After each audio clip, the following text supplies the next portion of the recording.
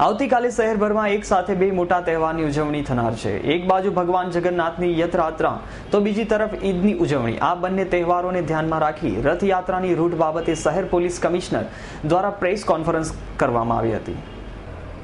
ઈસવીસન 1985 બાદ આજે પ્રથમ વખત રમજાન ઈદ અને જગન્નાથપુરીની રથયાત્રાનો તહેવાર સાથે આવ્યો છે, જેના કારણે શહેર પોલીસે પણ ચાપતો બંદોબસ્ત સાથે કડકમાં કડક કાર્યવાહી માટેની તમામ તજવીજ શરૂ કરી દીધી છે।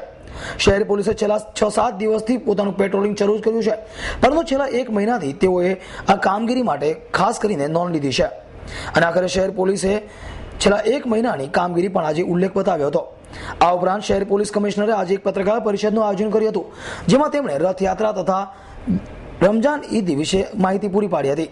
આ અંગે પોલીસે જણાવ્યું હતું કે સુરત શહેરમાંથી અલગ અલગ વિસ્તારોમાંથી કુલ 5 જેટલી રથયાત્રા નીકળે છે, જેમાં ઇસ્કોન મંદિર, જહાંગીરપુરા અને મૈદરપુરા કતારગામ વિસ્તારની રથયાત્રા 2:30 વાગ્યાના બાદ નીકળે છે, જ્યારે સચિન અને પાંડેસરા વિસ્તારની રથયાત્રા સવારે 10 વાગ્યાના અરસામાં નીકળે છે।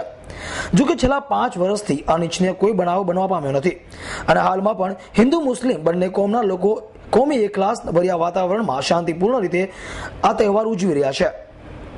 આ ઉપરાંત વધુમાં તેમણે જણાવ્યું હતું કે આવતીકાલે રમજાન ઈદ પણ સાથે જ આવે છે, જેના કારણે મુસ્લિમ સમાજના લોકો સવારે 7 થી 11 વાગ્યા દરમિયાન ઈદની નમાઝ પડતા હોય છે। સુરત શહેરમાં આમ તો કુલ 198 જેટલી મસ્જિદો આવેલી છે, જેમાં 7 મોટી મસ્જિદો, મોટી દરગાહ આવેલી છે, જેમાં મોટી સંખ્યામાં નમાઝ પઢવા માટે લોકો એકત્રિત થતા હોય છે। આ 7 મોટી મસ્જિદો પૈકી મોરા બાગળ ઈદગાહ રાંદેર, ઈદગાહ કતારગામ, ખ્વાજાદાન દરગાહ બડેખા ચકલા, ઉદના યાર્ડ દરગાહ લિંબાયત, મદીના મસ્જિદ લિંબાયત, ઉન ઈદગાહ સચિન જીઆઈડીસી અને લાજપુર ઈદગાહ સચિનનો સમાવેશ થાય છે। આ સાથે મસ્જિદોમાં મુસ્લિમ સમાજના બિરાદરો મોટી સંખ્યામાં નમાઝ પઢવા માટે એકત્રિત થશે। વધુમાં પોલીસે જણાવ્યું હતું કે આ નમાઝ પડ્યા બાદ આખરે મુસ્લિમ સમાજના બિરાદરો પોતાના સગા સંબંધીઓ તથા મિત્રોની સાથે મળવા જતા હોય છે અને તેમના ઘરે પણ બેસવા જતા હોય છે। જોકે આ રમજાન ઈદ દરમિયાન કોઈ જુલુસ કે સરઘસ કાઢવામાં આવતું નથી। રથયાત્રા અને રમજાન ઈદને અનુસંધાને પોલીસે 1 મહિના અગાઉથી તમામ ચેકિંગો હાથ ધરી દીધા હતા, જેમાં પોલીસ દ્વારા હોટલ, ધાબા, ગેસ્ટ હાઉસ, લોજ વગેરે ચેકિંગ કરવામાં આવ્યું હતું। આ ઉપરાંત લગભગ 1 મહિનાના સમયગાળા દરમિયાન સતત વાહન ચેકિંગ બાદ 5000 જેટલા વાહનો પણ ડિટેન કરવામાં આવ્યા છે। આ ઉપરાંત 50,000 જેટલા એમવી અને એસીટી એનસી કેસોની પણ કામગીરી કરવામાં આવી છે।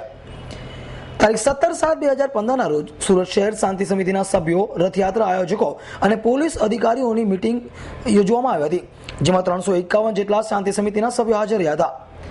સુરત શહેર દરેક પોલીસ સ્ટેશન તથા શાંતિ સમિતિ, સદભાવના સમિતિ, મહોલ્લા સમિતિની કુલ 49 મીટિંગો યોજી હતી, જેમાં મહોલ્લા સમિતિના, શાંતિ સમિતિના તેમજ એફઓપીના 2415 જેટલા આગેવાનો, સભ્યો તેમજ 154 જેટલા પોલીસ અધિકારીઓ અને કર્મચારીઓ હાજર રહ્યા હતા।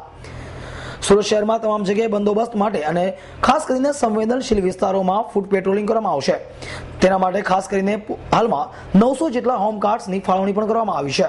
ઈદના પણ પ્રસંગ છે, આ બંને પ્રસંગો એક સાથે છે એટલે શહેરમાં કાયદો અને વ્યવસ્થાની જાળવણી માટે ચુસ્ત પોલીસ બંદોબસ્તનું આયોજન કરવામાં આવ્યું છે।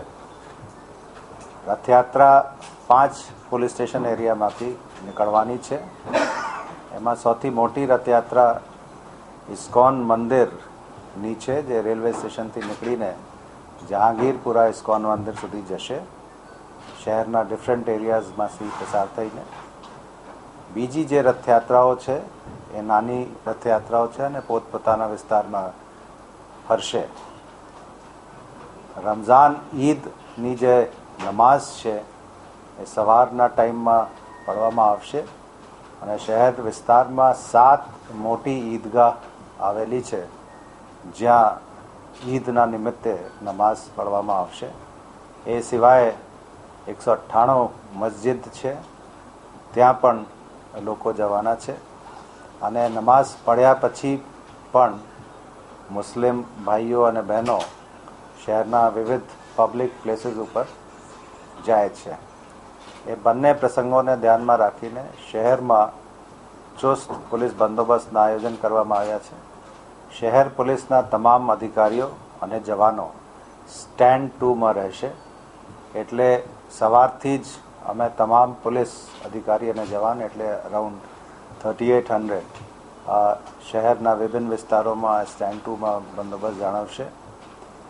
એ સિવાય શહેરમાં 4 SRPની કંપની ઓલરેડી ડિપ્લોયડ છે. એને અલાવા એક CRPFની કંપની, એક CISFની કંપની અને એક એડિશનલ SRPની કંપની ફાળવવામાં આવી છે. એ તમામ SRP અને CPMFની જે કંપનીઝ બહારથી આવવાના છે એમના ડિપ્લોયમેન્ટ શહેરના જે સંવેદનશીલ વિસ્તારો છે, ખાસ કરીને લિંબાયત, મૈધરપુરા, સલાબતપુરા, ચોક બજાર, અઠવા અને રાંદેરમાં કરવામાં આવ્યા છે. Bureau report S9 news, Surat.